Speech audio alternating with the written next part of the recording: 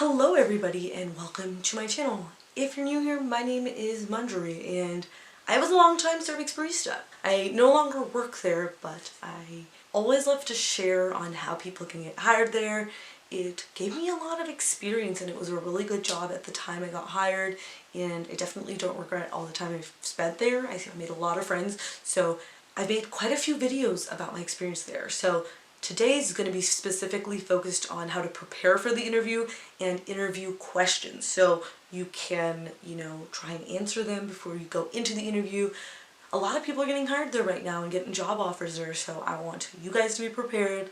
If this is not what you're looking for, I have 3 other Starbucks videos that talk about my experience, what training was like. I'm gonna link them. Feel free to check that out and see if maybe that's what you're looking for.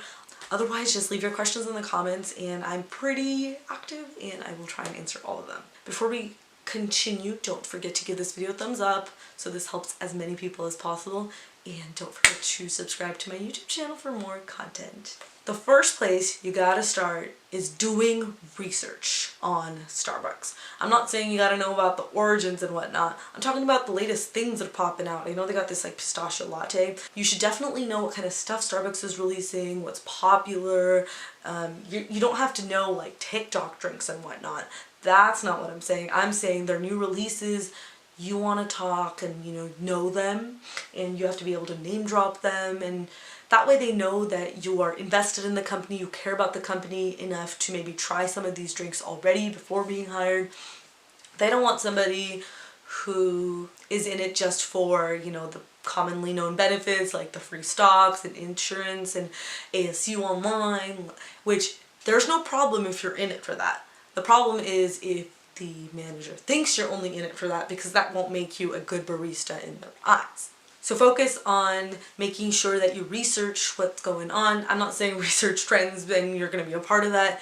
That's more of a corporate level thing, so you wouldn't have to worry about that. But you definitely want to show that you have knowledge and that you care enough to try out their food and drinks and whatnot. So that's the key here.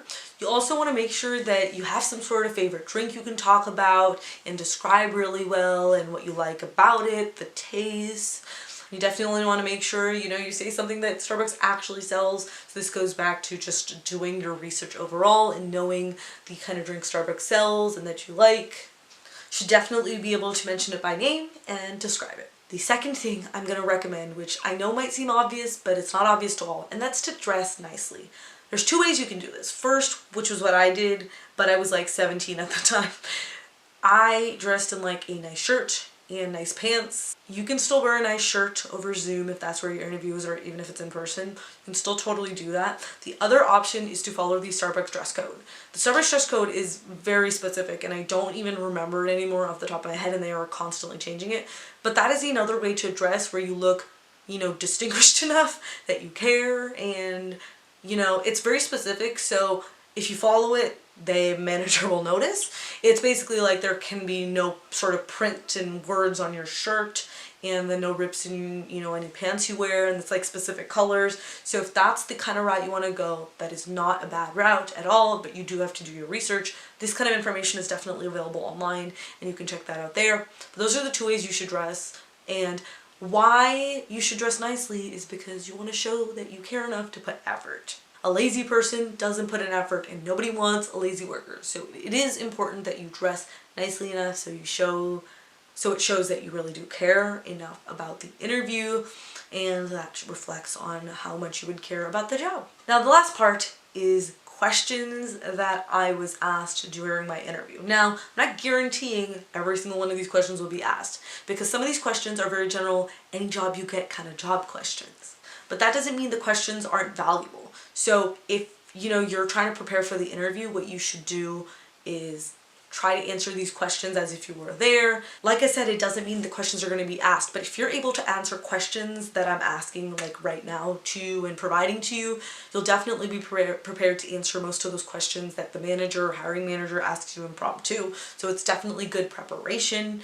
You don't have to 100% know everything. the manager understands that you're human. But if you're able to answer these questions, it is a really good preparation for not just this interview. If you're able to talk and just speak on the spot and come up with thoughts as soon as, a question's asked and, connect things and be specific, that's a really good trait, because as a barista you'll be in kind of situations where people will be angry and you have to be able to think on the spot. And so that kind of shows back to that skill, and it's obviously a very valuable skill if you are really planning to be a barista for a long time. So after that spiel, what I would suggest is, pause the video after I mention the question and see if you can answer it. I'll provide, a good answer. I'm not saying it's the only answer by any means, but it's definitely just an answer that I said that helped me get hired. With any of these questions, I want to emphasize the key pointer, and that is be as specific as possible. Saying that you're positive doesn't mean anything if, anybody can say that, is my point. Instead of doing that, you should say something like, I am a good leader because I ran the summer camp last summer, and I had a princess themed week, and I had a different princess for each day, and we had different coordinating activities with that. Specificity shows that you're remembering times that you're doing this, you have experience, you were really involved, because if you weren't really involved, you wouldn't be able to pull up all these details so quickly and eloquently. And that's for anything. I'm not just saying that you have to have like work experience to talk about it.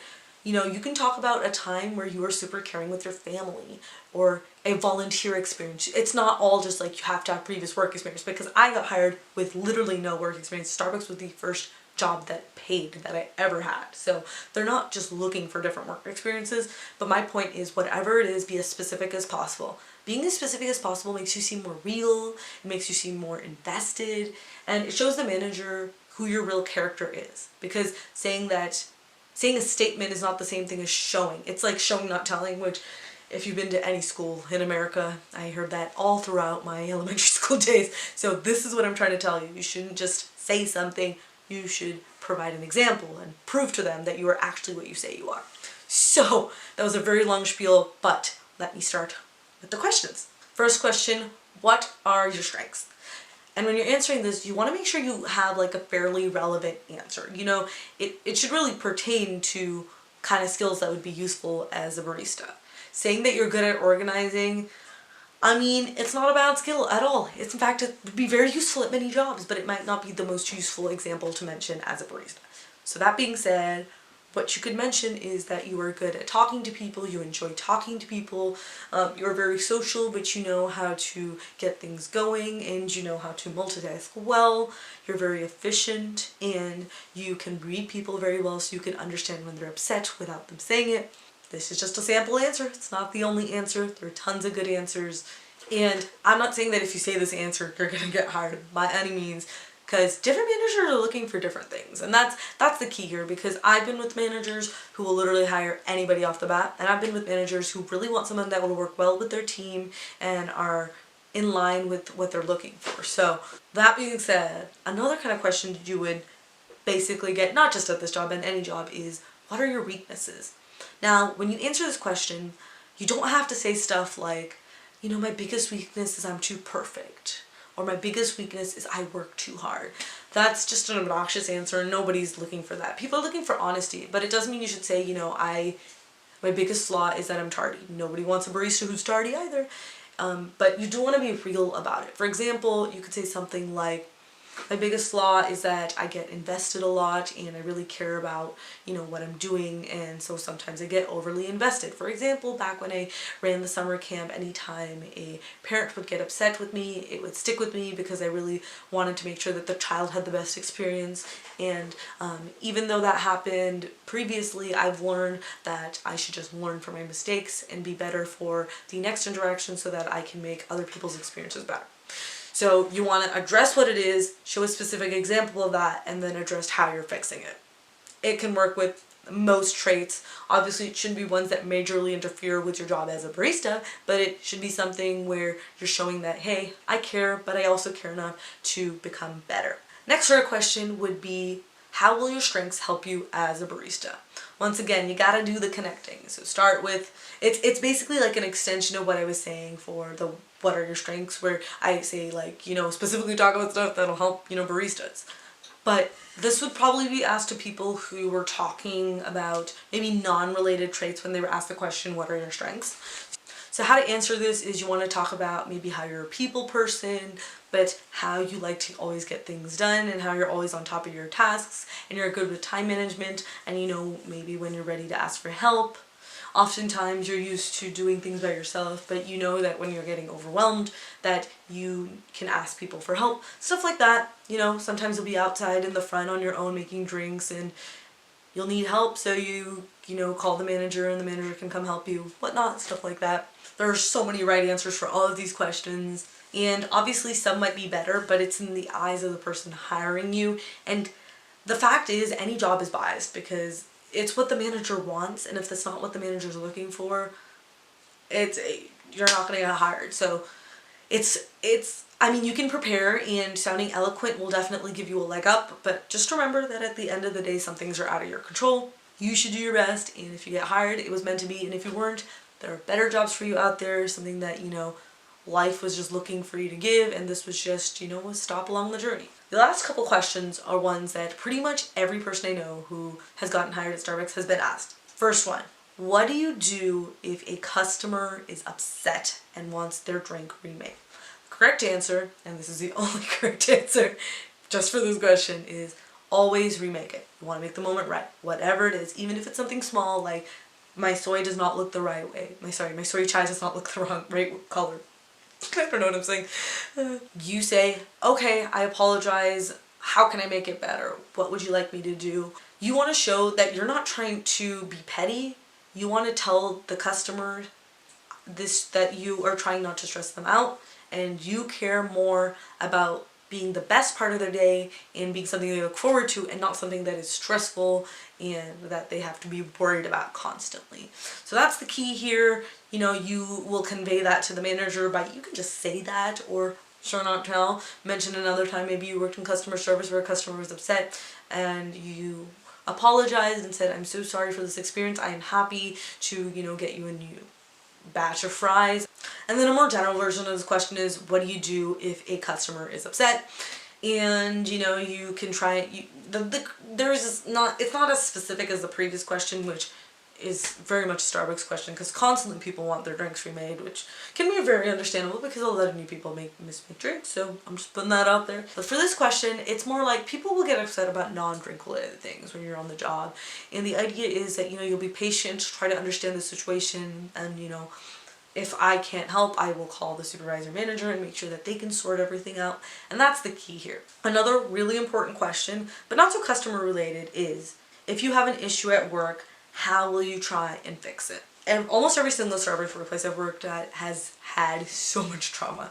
So just putting that out there, I'm sure there are stores without it, but if that's something that you hate, Starbucks might not necessarily be the job for you. But I'm not saying you shouldn't go for it. I'm just saying you might want to expect it when you go into the job. That is how a lot of stores are. That being said, the correct answer to this question is you're going to avoid gossiping and rumors, try and address the issue head on, talk to the person, and make sure that they get to, you know, talk about their point of view. And if that cannot be fixed, you will, you know, get the manager involved and let him know, like, hey, this is what's going on, and I just want to resolve it peacefully and, you know, make the workplace a place where we can all live and grow. So those are the interview questions I was asked. If you can answer these, you'll definitely be able to answer a ton of impromptu questions at your interview. Don't worry, you guys got this. I strongly believe in the law of attraction. If you don't know what that is, it's very complicated. I will leave links for my videos related to that. But I believe you attract things in your life that you want and that are right for you. And sometimes you don't know what's right for you. So if you don't get the job, it is very possible that life was just showing you that this job wasn't right for you. Maybe you would have gone into a drama-filled store, or a store where you would have gotten in training. But sometimes life tells you that this isn't for you. So if this job doesn't come for you, do not worry. Something good will be coming your way, even if it doesn't seem like it, because I've also been there. If you need any help that I haven't addressed so far, feel free to leave me a comment, and I am quite responsive about answering, so I will try to get your comment as soon as possible. Other than that, please give this video a thumbs up. I'm trying to get this out to as many people as possible because I've been getting a lot of requests for Starbucks related videos lately. So go ahead and do that. In addition, don't forget to subscribe to my YouTube channel for more content. I also have a podcast, I'll link below, and Instagram if you'd like to follow me there. Other than that, I don't have anything else for you guys. Thank you guys so much for watching. Have a great day, guys. Bye!